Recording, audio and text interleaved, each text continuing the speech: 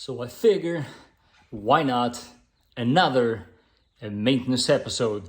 Ladies and gentlemen, welcome back to the channel. This is the Vikings garage.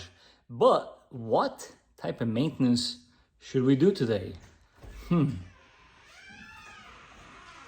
honey? Yeah? Do you think you could help me with my car? Help with the car. This might be my cue. What's wrong with your car? Whenever I turn on the AC, it kind of smells like mildew. Mildew what? We can Mildew stuff. take care of that. Stay tuned. This was not staged or anything.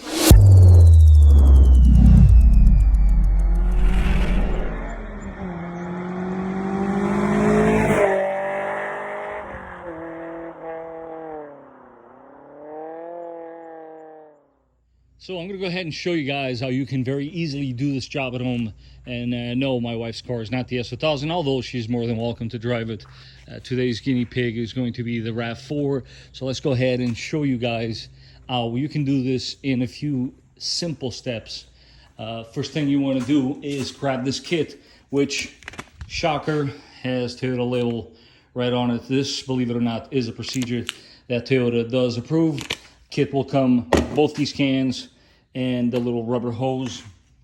I brought myself this infrared thermometer because I'm actually curious to see how cold it's blowing out the vents and to see if that actually makes any difference, which I know it won't, and you guys will understand from the footage that is mostly a feel that you will get through the vents, and that's basically what we're trying to accomplish here. So first things first, you want to open the hood and look in your cowl area.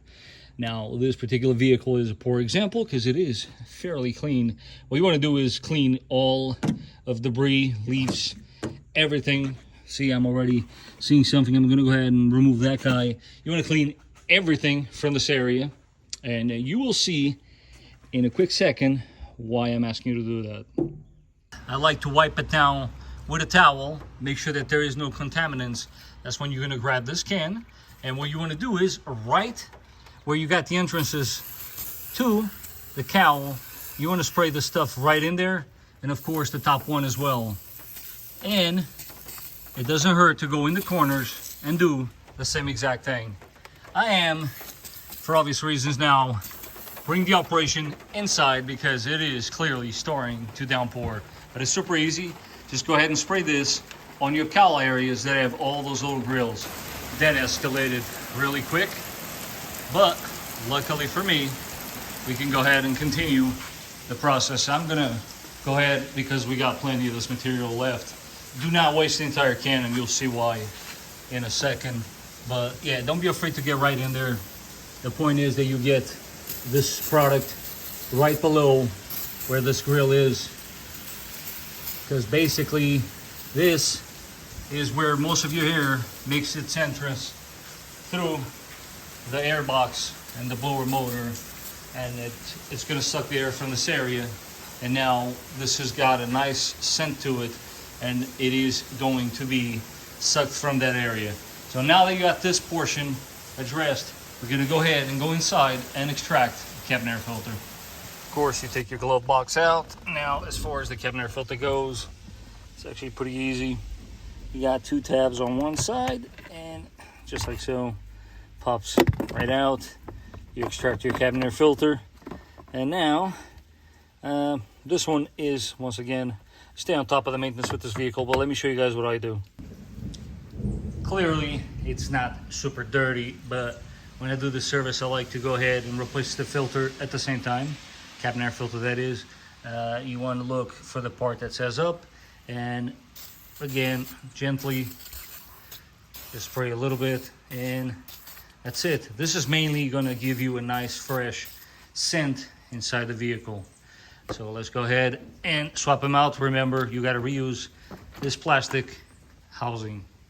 On the side note, guys, before you do go ahead and reinstall this guy, make sure that no debris fell inside your blower motor, because if it did, you will get noise after the fact. So that's always very smart to confirm you have no debris there.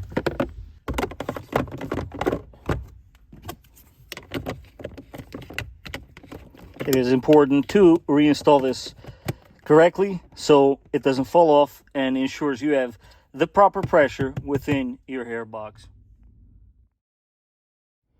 As you can see, it is a little hot outside. We have had the AC running for a little bit, and this is currently what we're getting out of the vents. So do stay tuned, and I'll show you if this is going to improve in any way, shape, or form the temperature coming out of your vents.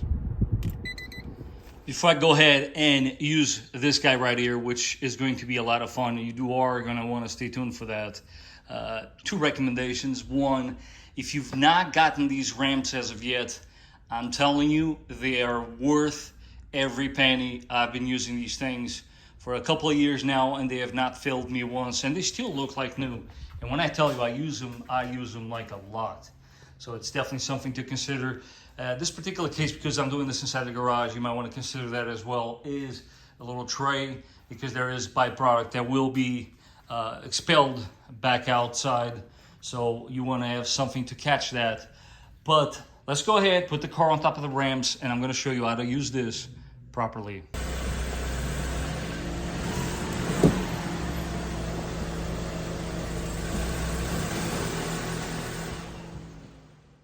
As far as your evaporator drain, guys, it's really not that hard to find it. It's usually on your passenger side. If you're not sure where it's at, a quick test, turn on your AC, full blast cold, and it should show itself by showing the drips on the floor. Let me show you where it is on this one. Quite literally right behind this panel right here. So let's go ahead and show you guys right here, right now. What am I actually referring to? This one is a little hidden, but what you want to do is look for this particular spot. And if you pay close attention, right there, that's your hose. So now let's go ahead and attach the other hose to this one first, and I'll show you guys how it's done. On a lot of Toyota models, this process is actually a lot more simple than this particular one. I kind of picked a hard one to do, but it's totally doable nonetheless. You want to grab this hand, and this is, by all means, guys, a 2-hand operation, because you're going to need one hand to hold the hose like so. And while you're holding it, you're going to push on this one upwards so that it holds itself in place. And that's why the conical shape that it has. So there you have it. Because in a little bit, with the pressure, this could pop out of place. But once it's secure, you'll see how it's going to work perfectly fine. Talk about some really great tangles here, but hey guys, we're going to make this happen. Now that you have that end secured, what you want to do is you go up here, and you'll see why I connected the other end first. And it's pretty simple. You just basically line that up with the other one right in the center, and you're going to push it in like so.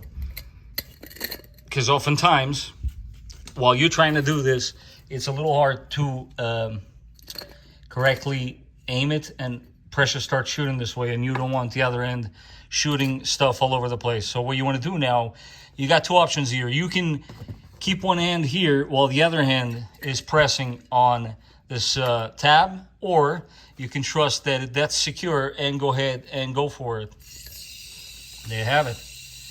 We are now injecting this substance into your evaporator. That's basically what we are cleaning here. Over time, your evaporator does gather mildew and bacteria, and this is one way, very good way in my opinion, to take care of that and clean all that stuff that has gathered over time. Because although these vehicles have a cabin air filter, it does not completely catch every single thing, and over time those things do gather in there, and that is basically what my wife is actually smelling, is those unwanted components, the mildew and the bacteria for that matter. So you press on this roughly a minute and change. I like to do it in 2 rounds. And now, super important, you want to have your tray on hand. I'm also going to collect some of this into a water bottle because I want to show you guys what actually comes out of this. And you're basically just going to push this out and be prepared, because it's going to start shooting out, as you see right there. And that's basically what we're doing here. What I usually do is I walk away from this, I let it drain completely, and I go, of course, for round number 2, because you do have enough in this can for 2 of those little treatments. While we let the very second and last round drain off, just want to show you guys the sample that I did take. Go ahead, turn off these lights so that you can see that although it is not a drastic difference, this is just your regular tap water. This is what I collected from that product, from the drain. And I mean, you can clearly see a yellowish tint to it, and there is, if you pay close attention, things floating around in there. It's not terribly dirty, but again, guys, this is more or less just another way to improve, in this particular case, your AC system. There are other components in the market. They all are in some way, shape, or form similar. I brought this in here basically just to tell you guys, if you are out there trying to charge up your system by hooking up something external and pumping it up with Freon, guys, do not do that. You might be causing more damage than anything else. There's no way of doing this other than having a machine that can properly tell you how much Freon is in the system, so therefore you can charge it properly. So do not use this kind of stuff. This is a no-go. That goes in there. This can be sprayed on your cabin air filter or on your cowl area. I actually do like the smell of this one and also that one. This one I'm not such a big fan, but then again, you can always stick with that one. I just brought these so yeah, you guys can see that there is other options out there in the market. But should you do this, and how often should you do it? Honestly, if you do this every 2 years, I don't think that would be that bad of a procedure. As we started the episode, we are still at the same temperature outside, but did we make any improvement when it came to the temperature? Well, let's find out. Obviously, guys, I'm not expecting to see any difference here. I think we finished off in the high 30s. Should be the same exact thing as you can see there. The key here is it smells a whole lot better inside this car right now. And not to mention, it feels very fresh. As you can see, those are very good numbers, especially in a hot day like today. So I actually just realized that I didn't even ask my wife how she likes the car, so I'm gonna surprise her right now. She just got home. Let's find out. Ooh, look who's home. Hey, how's that AC? Lovely. Is it fresh? Super fresh. Does it feel clean? Yes. Are you being sarcastic? Nope. What did you guys think? Pretty simple one to do, right? So now, if you too feel as if you have a little bit of a mildew smell coming through your vents, you know what you can do to try to remove that. But let's not count out the fact that you may actually have a water leak. So by all means, guys, do check your AC drain to make sure that it's not clogged up. This will definitely unblock it 100%. And of course, if you do have sunroof, always make sure that those are clean. As always, guys, if you did find this video to be informative, do not forget to smash that like button. If you haven't done so, don't forget to subscribe. And I will catch you guys on the next one.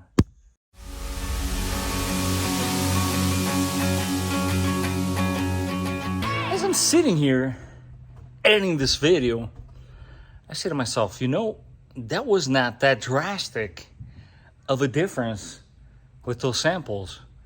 Is there any way I can actually prove a point around here? Let me turn this camera around. I somehow just happen to have another can. And I have a few vehicles in the fleet, but this one, not enough miles, 40,000 miles. That would not make for a drastic difference. We took care of this one. That only has 12,000 miles, and it's not even old enough. But what do we have here? This one, on the other end, not only is it 16 years old, it almost has 170,000 miles. And yes, in case you were asking, you already know. But without any further ado, let me go ahead, take a sample. I'm not going to show you guys any of this. And let's see how bad after 170,000 miles is it going to look? Should you be doing this service on your older vehicle?